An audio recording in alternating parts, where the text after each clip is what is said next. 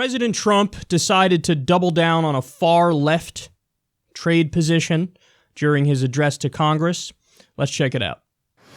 I believe strongly in free trade, but it also has to be fair trade. It's been a long time since we had fair trade. The first Republican president, Abraham Lincoln, warned that the abandonment of the protective policy by the American government will produce want and ruin among our people. Lincoln was right, and it's time we heeded his advice and his words.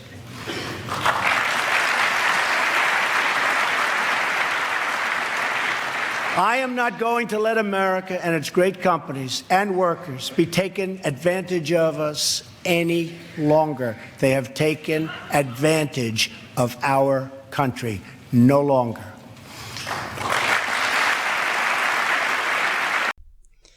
It's so easy to tell when he starts ad-libbing. Like, he'll talk about an issue, and then at the end of a sentence, he'll add, so important, so important. And you go, oh, that's when you're off script. And so he kind of fumbled a little bit there in the middle, and then at the end, he just kind of went off script and was like, no longer take advantage of our country. No longer. Classic Trump there. But I don't know if you caught it. He actually used the word, and this is a radical change for a U.S. president to do this, but he talked about, quote, protective economic policies. Yeah, he made an affirmative argument using Abraham Lincoln about how protectionism is a good thing. I couldn't be more mad at the Democrats right now. You have no idea. Because I've been screaming at them for years to own protectionism. Because the Republicans and the Democrats nowadays, well, everybody agrees. Free trade, free trade, free trade, free trade, free trade. Now, he did a little throwaway. Yeah, I believe in free trade, but I also believe in fair trade. Yeah, that should have been the real debate and the real two different camps, because that's what it is in real life. There's free trade, which all that means is freedom of the business owners, freedom of the CEOs to take good-paying jobs here in the U.S. and ship them to Bangladesh and ship them to Turkey and ship them to Mexico and just ship them overseas in general. Yeah, free trade, free to pack up all the jobs in your business here and your plant in Ohio and ship it overseas. That's what free trade really is. Free trade, whenever you hear somebody talk about free trade, in your mind, just those two words, free trade, that's interchangeable with outsourcing. So from now on, anytime you hear somebody talk about free trade, just go, oh, outsourcing. We have this new free trade deal, outsourcing deal. That's what it is. You want to outsource. That's what it is. So they never talk about free trade and, oh, there's jobs are going to come in here. Never, never, never, never. Because they want the cheapest labor possible. So you want to, like TPP had Malaysia in the deal.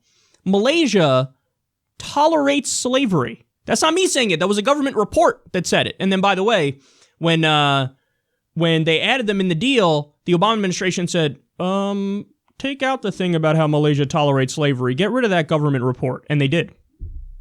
The irony of the first black president who's like, look the other way for the slavery thing because our corporations want to exploit the labor there. It's so gross. But the Democrats all along, they should have just rejected the idea of free trade. They should have said, free trade? No, that means outsourcing. We're for fair trade. We're for protectionism. The idea, protectionism is only a dirty word in elite establishment circles. That's the only place it's a dirty word.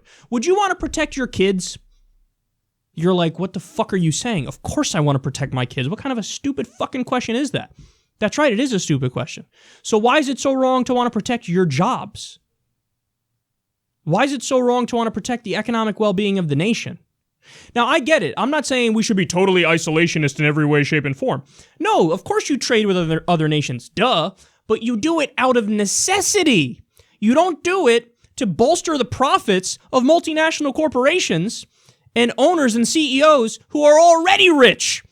And they're looting the treasury and screwing over the American people. So that's why you trade. You trade out of necessity. You don't trade to bolster the profits and fuck over the American people, which is what we're doing and what we've been doing for decades. So the Democrats should have owned this. The Democrats should have said, no, we don't believe in free trade. There, I said it. We don't believe in it. We believe in fair trade. The Republicans don't believe in fair trade. They believe in free trade, which is just the freedom of the business owners to screw over the workers.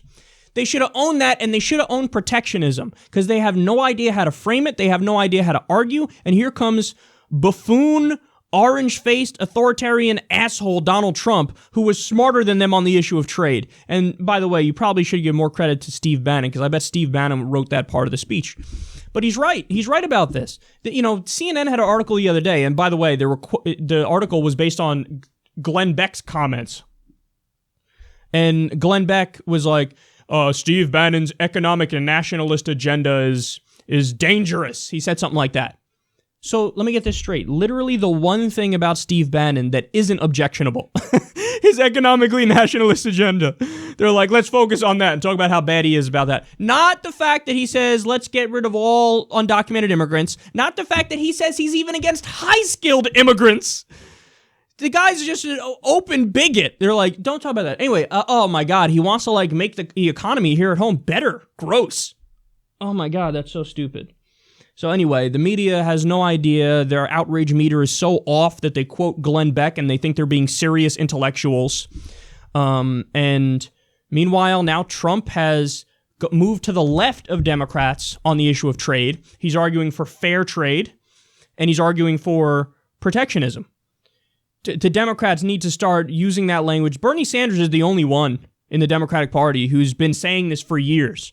And that's why he pulls his hair out, because he looks at the Democratic Party. He's like, hey, assholes, if you don't shape up, he's going to get another term. Because so many people are not bigots, but they can overlook the bigoted shit because they go, I think that guy's going to keep my job here. Or I think that guy's going to bring back factory jobs to my depressed factory town. That's why so many people who had voted for Obama twice ended up voting for Trump. And this is in the Rust Belt, the states that fell and went to Trump when Hillary needed to hold those states. So it's this shit that he's talking about. It's the fact that he's like, I want to keep jobs here. I don't want to fucking outsource the jobs. I want to look out for the American worker. It's that rhetoric that makes a lot of people go, you know what? I'll overlook the asshole, shit he says about undocumented immigrants and Muslims. I feel bad. That's horrible, but I got to keep my job, man. So, and don't get me wrong, that doesn't mean that everybody who voted for Trump voted for economic reasons. The reality is, of course, there are many who are deplorable, and they're voting based on those deplorable beliefs, and that's the whole reason why they voted for him. They want to see stop and frisk on the entire African-American community and against people of color. They want to see, ban on all Muslims and deporting all undocumented immigrants. So some voted for him for that reason, don't get me wrong. But I don't think he could have won the election if he wasn't economically populist, because Hillary would have held the Rust Belt. So it's that simple.